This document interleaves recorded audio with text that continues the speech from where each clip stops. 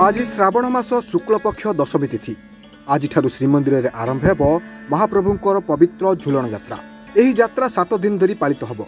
परंपरा अनुसार श्रीमंदिर में दीपर धूप संपन्न होगा पर श्रीदेवी भूदेवी और मदन मोहन को बेश कर पाटवस्त्र विभूषित कर रत्न सिंहासन को नियाजिब। संध्या आरती बढ़िबा परे महाप्रभुंठारु आज्ञामाल पाई श्रीदेवी भूदेवी और मदन मोहन झुलन मंडप को विजय करेंगे। यही समय रे मुक्ति मंडप झुलन मंडप रे परिणत होता है। श्रावण शुक्ल दशमी ठारू प्रतिपदा पर्यंत 7 दिन धरी श्रीक्षेत्र में श्रीमंदिर समेत मठमारी मानक झुलन यात्रा महाआडंबर सहित पालन हो। तेणु आ गोटे दिन पर झुलन यात्रा आरंभ अर्थात दशमी तिथि 4 तारिख ठारू ही आरंभ।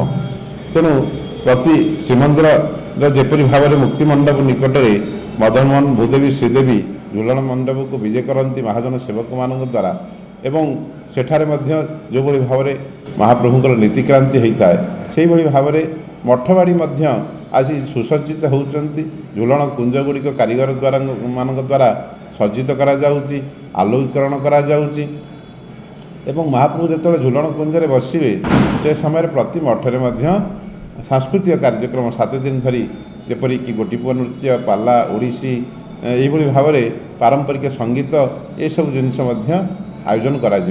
तेणु निश्चित भाव में ये 7 दिन हूँ मठ मान श्रीमंदिर गोटे उत्सव मुखर एवं भक्त मैंने अनेक मात्रा आसती महाप्रभु को दर्शन करी एवं सांस्कृतिक कार्यक्रम को उपभोग करी निजक आत्मतृप्ति लाभ करते। जय Jagannath. Puri Sanjay Mahapatra report reporter studio.